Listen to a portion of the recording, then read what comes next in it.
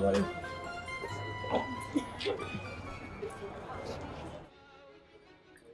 عثمان خوي بخير الشتاء وزعكوا الخبر جابت شلوني؟ هذيك فرز الفرز الإيشة ايش؟ كل ايش تسوي عطل الاستاذ سعدي ودور النانية بخوا عائلة كسر برسالة فيها تقولي شيء ما تقولي شيء تاي هي وخانوش خانو لو خانوها او كلاوي او دوك يو عائلة يا باستيا نانية بخوا وين خاني خويتي توا يوتو مختاري كل زالي شي من مختاري قرك مرة والله بلى. دو بوستو جوالي برا سايب زين مسير تشاو بخوا عصير مسوي مسير تشاو دو شيرو متساعكا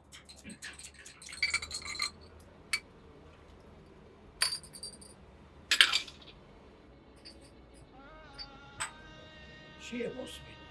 او فرز الو كوي برا ما كوا انت مولا شيء وان دي ساعتين زردة كمان وضع تو خو كهربالتي ندايا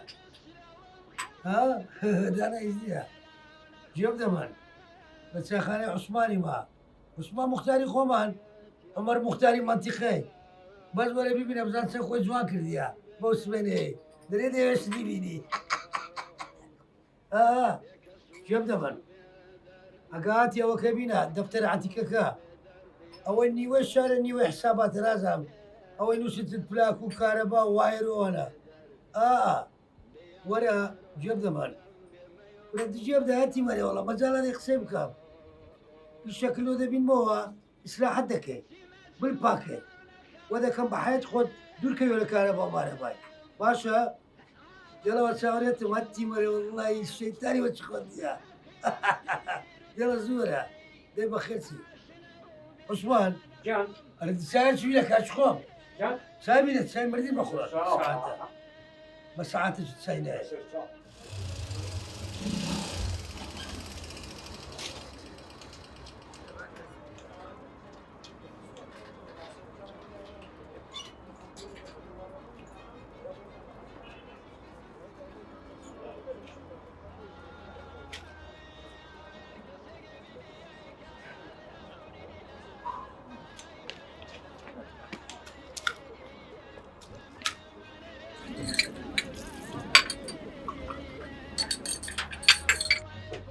ولا زود سيه ولول يا دكاكا سيه ظل شات هكاكا خي كوري بد عمل وتسد له من دويه بخير بيزاني وجه بالسلام كوي. مام عثمان جان كنا دوسا يسر قوري قربان الدرس مسير تشاو كوي بخير بي وجه بالسلام سيه ولول يا كنا ظل شات ليه مقري حتى من شق هواهم لو زاد انا لو شاري اتونا من ضالي لدايق نبهوي سنة من دويه يقول يا ماما شغلة تبين اما بيتنا حي والله في غير واسطة حمور وجنات بينهم يشكم تدسي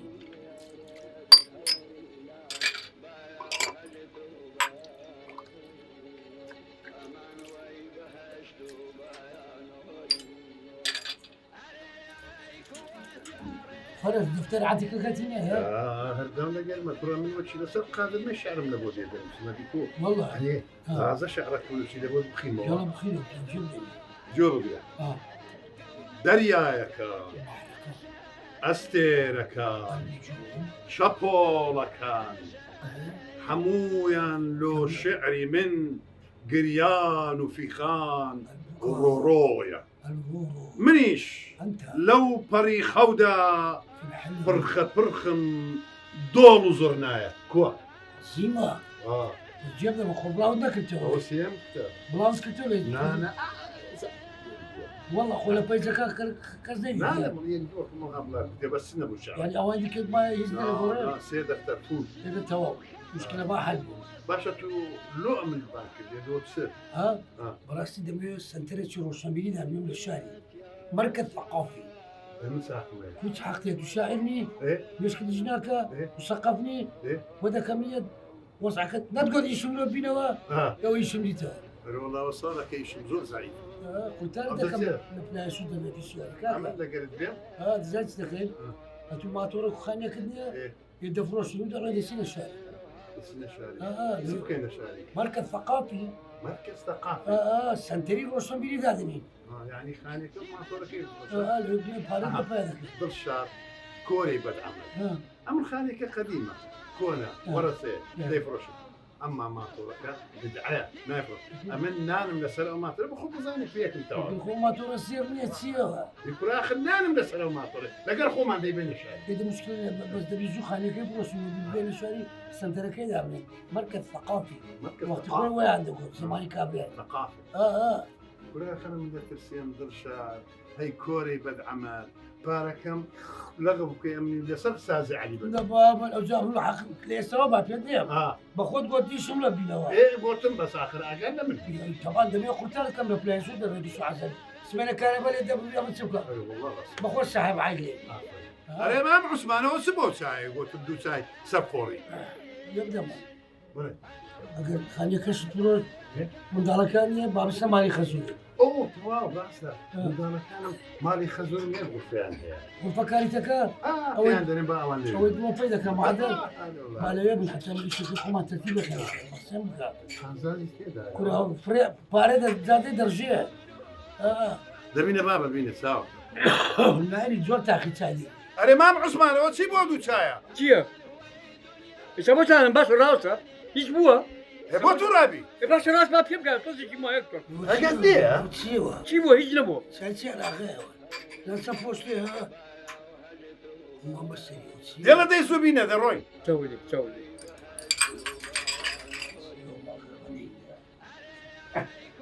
فەرموو إيه دسخش دسخش چاوێ بود نەکەم چەندتان بێت شو عصبية يا عصبية قرباني أو سميرة كيف أنا حسیو دووەریە دەکەم ماشەڵڵا گەل لە قسە خۆشەیە يزال مشايف تفوش لك انا اغايا اقول انا بدي مشايف سالتي الناس دبخو زبارتي زو خانة كيف بفروش يلا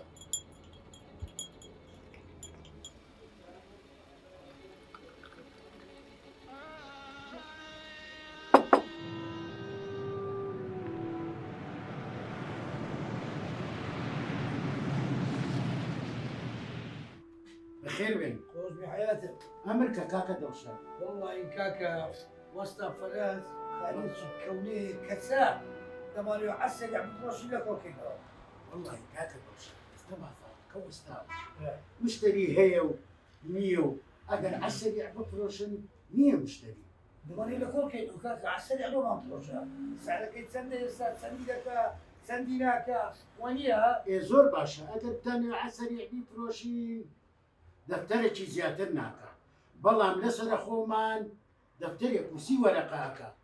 استا 100 مشتري لبر أو لبر خاطريتو قيناكا وبخو مريض خلينا هو دفتر باش ونيا حبيبي دفترك والله شيء تسكريا شو باشا لو خاني توا لا فرشم ما مصدر والله من أو خانين بدو دفتري كريا والله دو ما أقلمو بيش دفترني وش دايمي نايف روشم كاكا نايف إيه روشم بابش كيف يخوت؟ شو يبدأ خلي دفترك النبي هو دفتري مية سي دفتر له هذا كان بدو ماني نعم بابا نعم أقسم بقى فروش كيف بدي يشكي إيش لا كم قال بقرآن دراسي بابرتش بيزياد ما مصدر والله دفترك ودو رقم دي بخو كاكا بازارك كزو مشتري مان 100 أبيج لبر خاطري كاكا دوشات يك دفتر زيادة نايا تمام بس النبي إيش لا كم قال زمان نايف روشم لا فروشي إيش لا كم قال تو كاكا أمر راسي بقى دفترك بيلا أقسم بك خم النبي كاكا فروشتم توافق واشتمال بس عقدي بك كاكا عقدي بك بلسا بس بلسا خم النبي انطردوا بقى كم يقوم لو نفس لغة لا بس خم النبي يجي لغة لما دونا يشد لغة لا فرنسي دبي فرنس منتدى باشا كاكا دوشات أوي بريبا إنسان دوشات مساوي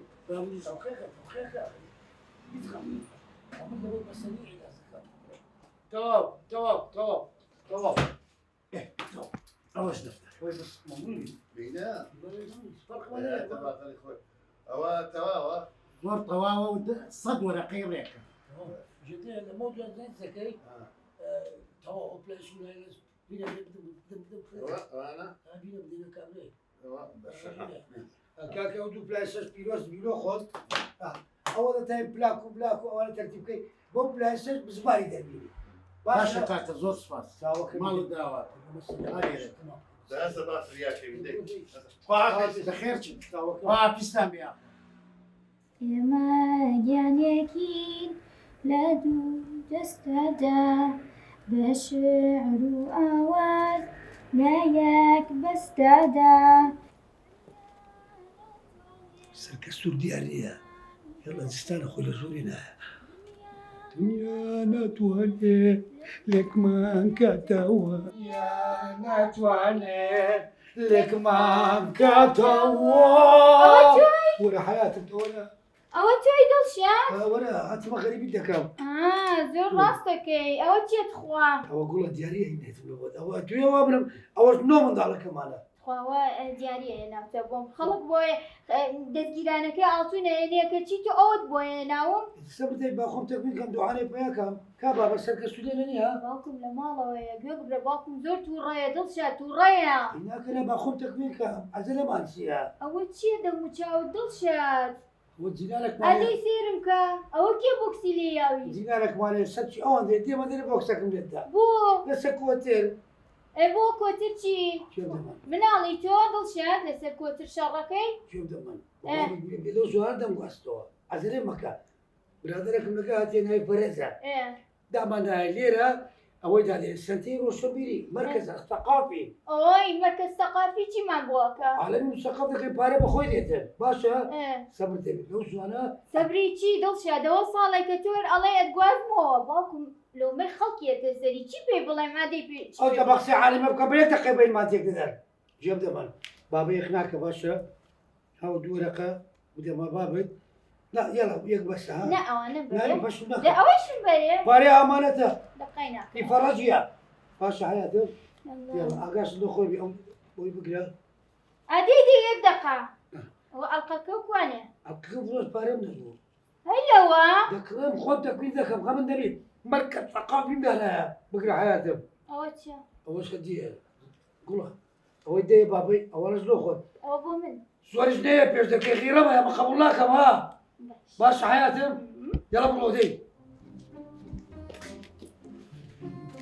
شوف رجولي نقول رجولي بخوم غيره ما يعمل دي روح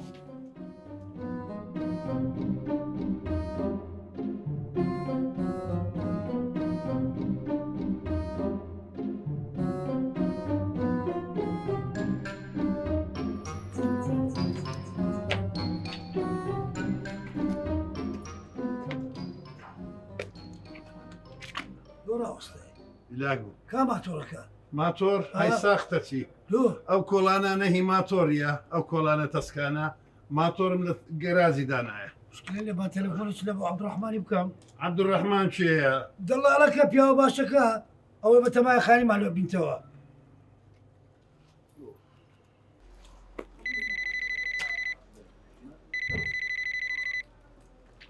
بەڵێ الو باشكا عبد الرحمن کاکەت لە گیان چۆنی بە قوربان وزت كوا ئەحواڵە باشە ها كاكا بابت بينين بەسەر ئەو چاوانم کورە بەسەر ڕۆح ئەو منی سەچم بۆلا خانۆکە حازرە بوو أري والله لو موضوعي خانك ياتينا ده باشا حياتي بدك بينينوا خوافيس دەخوافیزیری خوار لەگەڵ خوافیز تبي ما هو بياي دعوتك نانا شي باش بخوين محترم شايك مناقشه لسه خانك بكين كنا متسحق مهيدا اللي علي دعوتكم تبغى استها ايه ولا ما منتدى ده منتدى كنا منتدى ايدا ذنين بس من لو او كابري اي دعوتكم بركة ثقافي ده تبي بركة دس كلاوي بس راسيلي ما كان يستعوز رزان استغفر الله روح نشكوك دبرو دي دبرو روح برازيليا وش ناس سريع احياء النبي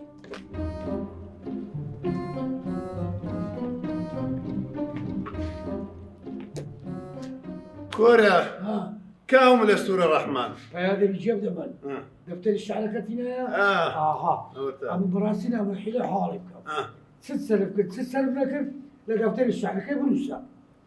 نعم يوصل مسالبه ضد شهادة كورة ها والله وبالله وتالله حرصا تماشاتكم او بين سينا او هاتوا سوا نهايتكي تواني زواني بابا نهاية زوز وباشية هذه ما منتدى دارانين مركز ثقافي دارانين ها شتە مامانەدا دەی کاکە سەبر دەبی ئەگەر نەتم کردا پیاوەکی دەوڵەمەند حەقت بی بزانین با بزانین عەبدوڕەحمان بات بە سلام عليكم قربان جان شلونك كاكا فلجان صحتها باشا شلونك قربان جان عەبدوڕەحمان بەخێر بەحەیاتە قربانم شلون باشا احوالتها باشا هیچ عیبەکمان نییە قربان تمام مەزبوطی من مزبوطم لخدمتنا دەتەوە مادەم دعوەتی دا هەوە دعوەتی خەرج نووسە فرمو لخدمتنا بروح فرمو قربانم بيتك خالد مجان خذ وكيل کاکە مادی لەبی بخير بين خۆش بەحەیاتەوە سرچاو بخير بين آخا ئەمە جەماعەتی منتەداینە بخير بين سرچاو منتەدایکی نوێماندانەیە ئەرە پێم بڵێ فندقەکەتان چەند ئەستێرەیە يا رسي استري مرة سێستێرە باشە سێ مشکلە نییە بەس حەمام و گیزەر و سپریت و ئاڵێتەوە هموش تيك بضليتو تەلەڤیزیۆنیش دەکا مزبوط ئەنتەرنێت هەیە بله عندەتان فێسبووکی بکەمەوە والله بلا بدنيايو تەوا مادەم غورپەک مامدێ سێ خەریۆڵە بی سێ لۆ سێقەلو ئەدی عەبدوڕەحمان مەلەگرە باشەوە چییە من لەگەرم برادر بە باشەوە ماڵی نییە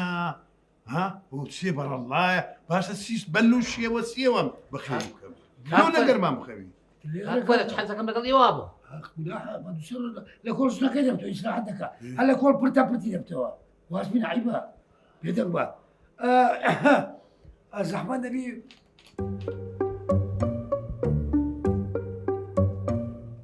بلا بلا ئەدی دیسکۆ بلا باشە ئەتو ئێستا $50 دا فندقی $50 تازە دانیشت بوو نانی دەخوارە هەلوق من بەعدا دەتگۆ لە برسان مردیە ئێزە پارەچی باشەوە چییە خانێکی لە بۆمەدی تۆیان بەخێوی بکەم چێ ئەوە کورەوە خەبیری منتەدای ئەوڵە خانی کردیە لەگەڵمانە لە بۆ منتەدا کرد ڕاوەستە کاکە چییە پ بە هەموو دووەرە خەدایە شەرمەسەرمە مەکە تەماشا مەکە عینە برامە دەوەرە لای منتەدامان نیە $150 بدەی وەرە بدەی وەرە دەی حەیەمە واخر پارێ بدەمەوەی ئەوە سەرکەزلە دەبینە کاکە دێدە عیبە كاك فرج من يوم زور خوش حزكم همو كات لقد يوابو بقربانم عیبە حەیەمان بەبە حەیە منتەدایەکەمان دەچیت دەی کاکە عەبدوڕەحمان یاخوا بەخێر بێ بقربانم کورە وەڵڵا ڕەحیمەی بس ساقيتهم عینەم بە برام دەچی بقرباني وتشاوانم كاك درشان برا يسم بەرێ بناي شو بينوس بنووسە عەبدوڕەحمان عەبدوڵڵا محمد یاخوا بەخێر بێ کاکە عەبدوڕەحمان کاکە 24 ساعت لەگەڵمە بە بقرباني او تشاوانم او تشاوانم مازكم خۆشەویستی منی دەزانم کاکە دڵشادیان بەرێ ئەوە چێ لەبەر چاوەشین بووتەوە وڵی چیدانێکمانی زۆری زعازە بەڵێ هەر دەبینی بۆخسەی لەو چاوم دەدا ئەی بۆ قسە نەکرد خز بوو کەس و کارێکی زۆرمێ وڵا چیان لە تۆ کردۆ لەوە زیاتیان لە یەکەم پیاو دیارە کاکە پیاو لە دیارە خزمەتام قوربانت دەم قوربانی حیات چاوەکانمی بە قوربانم جدەیە فەرەت جدەیە چەند پیاوە چەند محتەرەمە کاکە فەرجان ئەو بۆ سیدمەکەی بۆ خوای زۆرم خۆشەوی هەر لەو کوڕی ئامۆزامەچیت هەر زۆر خۆشەویست سێولەوە دەکەی شەرمەزار مەمە باشە ئەتوو بەڵێ وامد لێ کرد پارەی هوتێلەکەش بدەم ها بەڵێ ئەتوو ماڵت نییە بەرەوەڵا دەرکراوی بەڕەڵای بەدوومەکەتی ئێستا ئەمە بەدوو ئیشمانکەتینە ئەتولۆ بەدوومەکەتی بەو خوایە کاک فەرەج من حەزەکەم 24 ساعتە لەگەڵ ێوە ئەوە نەخۆشەویستن خۆشەوە چتە ناو دڵم بە قوربانی دڵە بوو حیا مەمە بەداش عاقڵ بە الله وبالله وتالله ڕقی دنیام لێت دەبیتەوە زۆر قلێنە تۆ لە بۆ تۆم خۆش زۆر کاک فەرەجیان هێشی ترسوکە ئەو چی بووە سیدمەکەی کاک فەرەج کرا واللهی لەخوا و پێغەمبەری نەترسێم لەگەڵ ئەو حالەتە ئی بۆ کاک فەرەج فەرەت ئەمەکە بە کەلکمان کاکە بە کەلکمان دێ جێب دەبن لە مەوضوع ئەگەلێرە خەوت $100 شی بدێ قوربانم کاکە دڵشان بە ساقەی دڵم پارە زۆرە کورە من لە خزمەتی ئێوە سبەلانی سەر پێ دەخۆین چمانەیە ئەی خوارەی بڕێ زۆر پارە زۆر هەیتمان چیتان ئەوێ من لە خزمەتی ئێوە نازانم بۆ تۆ خراپ سیدمەکەی کاک فەرەج چانە سەیرت ناکە بە خراپی تەبیعاتی وایە بەخۆی تەبیعاتی ئەو وایە والله زۆر لەو کوڕی ئامۆزاش بەچە کاکە زۆر محیبەتی زۆرە لای من قوربانت دەبم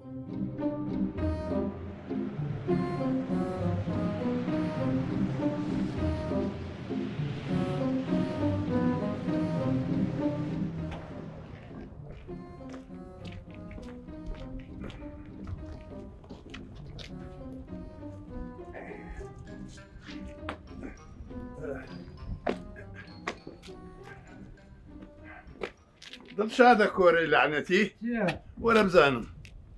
بە شەرەفتەوە خانێ گرتیتە أشهد بالله عيبني خانيتي محترم کورەوە کاوڵە کاوڵ لكولي سبت تخرج أبو أول دكم بفرش مكان قەید ناکەم چەند بەسەوە هی سنتەریا هذا بتاع أول مركز ثقافي کورە خانی چاکە بە قوربان بەخوا مشتری چاکم هەبوو من لەبەر خاتی ئێوە دامناوە بوویەوە أول دكم چیەوە كورا أول دينك لخومان لمركز ثقافي بەچەندت گرتیا صار ولا قبيلة چاروەڕەقە زۆرە زورنين ها کورە زۆرە کورە زۆری چیە لە ڕێخوا بەخوا زیاتریان نامەندە بە خاتیم پیاوە دامنابووم پیاوە يعني بزانا ئاوە دوو بەسە كورا کورە ديش دووکەم بيدك بە ساقیڵم هكذا کامە بە قوربانە بم بيدك بكسيه بكسان رزيل ما بعيبه کورەدە بەسە دەی كورا تۆ دبيدك وەرەقەیتشمە هكذا بیا بێ بە قوربانە بم بە ساقیڵم بەخوا زیاتریان ناومەتێ بەخوا لە بە خاتیەوە تێگی دام أعوذ بالله بيعوتي لك ما كده برا دي برا حياة طبعاً ما شاو. برا بينا دي ولا خذ دور خذ ولا خذ كذا دي كذا هزاري شم دي شم دي کورە بە باكيت قوربانە تكرم کورە بەسە بە قوربان باكيت تكرم دوایە دێ دوایە باكيت دوایە دێ بە قوربانی چاو خواپیستان دێ خواتان لەگەڵ زانا ئەو کۆرە سەیانە مەلعونە منی نایتە چێن دەرێ خرب حياة مسلمان دول ما باري دقيقة دراوسة ايش دكين دمو صبر تبي گورەدە وزبە مەلعون وزبە ودي بروح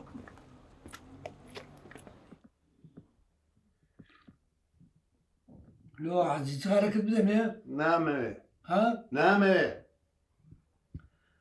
دزاين نواقص منزورة چیەوە نەواقسە الشام انا ما انكر يا زاري ئەدێ هەموو ئەشیانت نەکڕی لا ما بيد بين يوكم مشكمان نواقص منزورة دوك تمان ده تۆ کچت لە بۆ چییە دوك تكتب تطبخة يا تسكرتيرا ئێ باشە طبخة اسمان ده ئێ سلازة متزمدة ئێ دو نرجلش نێرگلە لە بۆ چییە يقلو خوم يقلو ميوانا كان ميوان بيسب اخوا خو موديل صغارين معايا هم بيتن يرجلا چیت کە دلاكك چێ دلاك دەلاکرد لۆ چییە شمالا بيباش يلي حتى استا حفتا ولا خسرف كرديا دو اشياء كان كرد ما مو كونيه اوان ويا باتشار دفتر ده تقر بس دانش تلبو من دقريه لو باري لۆ هەفتا وەرەقا کما ئەفەندی حەمد بە دۆڵاب و بە مێز و تەختەیدایە بە نارگیلەتدایە و مجەمی دەشت دەوێ پڕیکەی لە گۆشت و شەوانش لێرە گەعدەی بکەیت كل كاكا منتدى قاعد تيدا نبي نرقلي تيدا نبي بيكفلس کەنە منتەدا چی دەوێت چێ مزەمیدە و گۆشت دەوێت كل كدي ولا كدين قوش زيادة دمينية توا هل دقل لا مسوي زيادة داري بياوش زو جوبولوتيكيتو زەبەر چییە جوبولوتيك جۆبۆلۆتیک چییە جوبولوتيك سوزانم سوي نقول کورە هەی کۆرەی سەیانی هەی مەلعون ئەتو هەموو بەی نووسینەت بە من کرد ئەو هەموو پارێت بە من سەرف کرد هێشتا شعرەکان من ناو دەفتەرەکەی مایە چاپ نەکرایە إذا باش بزان سن باش سلف كل يدي کورە تو مەلێ چەندمان سەرف کردیا بلێ چەندت لە جرفانی مایە براستا هەدی إذا ما تا نەبوو هەی کۆرەی سەیانی ئەمن ماتۆرەکەی خۆم نەفرۆش والله بتروش ما بارمو متسمي ما بريقوش لك كاكا قزەڵ قورتت بێرێ والله جبت لما ودو درينيا ها بس ئێ شو نابي سيدري ئێ لبر احترامي منتدى كمان ئێ قاعد يلير دين دخوينوا گادا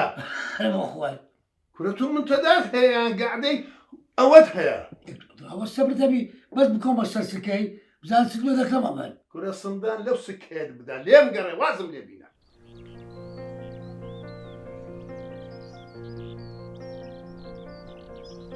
بخيرات تقد زوانا كان ما عندك الا ولاته كمان ايوا دارين هم لا يكتب بيسكوتوبا بيولوجيا منتدى كلمه بيسكوي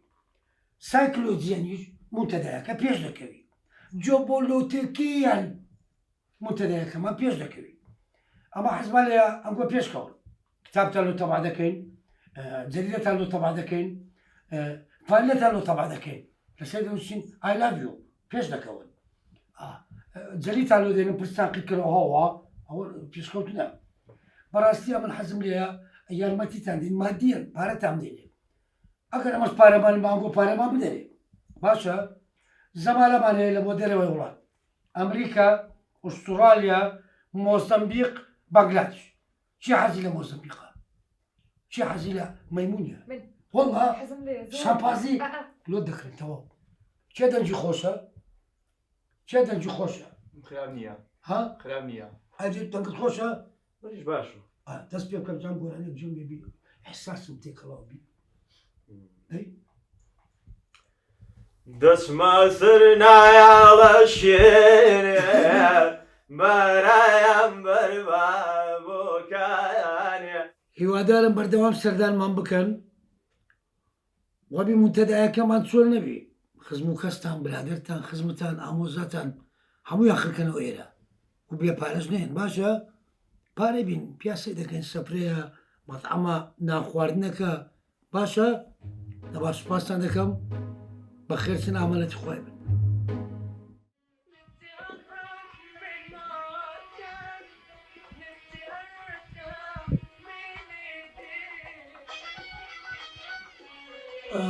باشە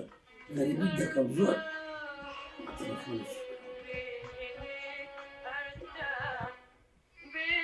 بەخشان کوێ حیاتم باشم دڵشادگیان ئەی تۆ چۆنی ڕۆحی من وەزت کووە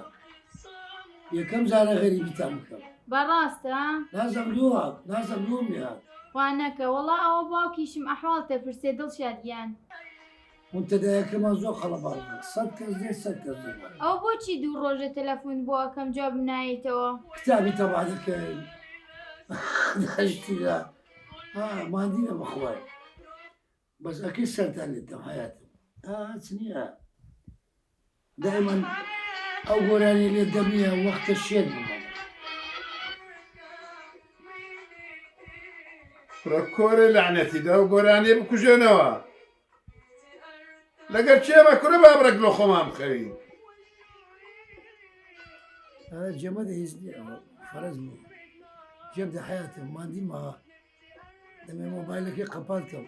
زۆر مادیە 24 ساعتیش دەکەی لەمە یەک دەقەمە جارمانیە باش گەڵ حیاتم لەبی نەکەی سلام لەسەر کە سووری بکە بابێ باش وافیز دڵشادگیان ئاگاو لە خۆ بێ دیڵە بای حیاتم بای ئۆی خوا دڵشادگیان چەند ماندووە چەند گوناحا خوایە ئاگاداری بیت خوایە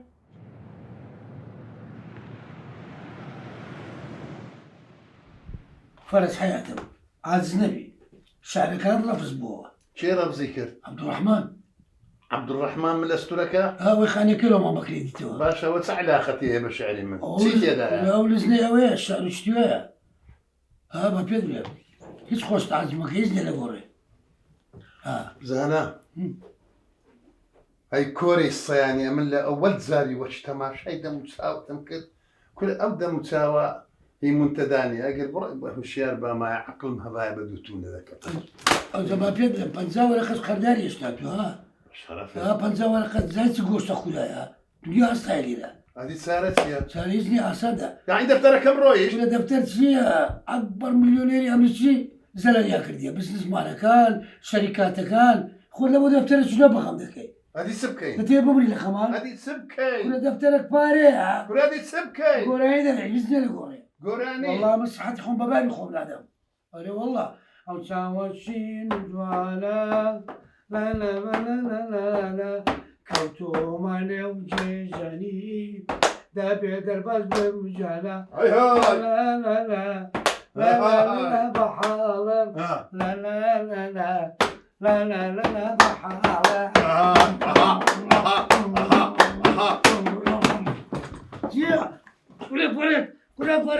Kule paret!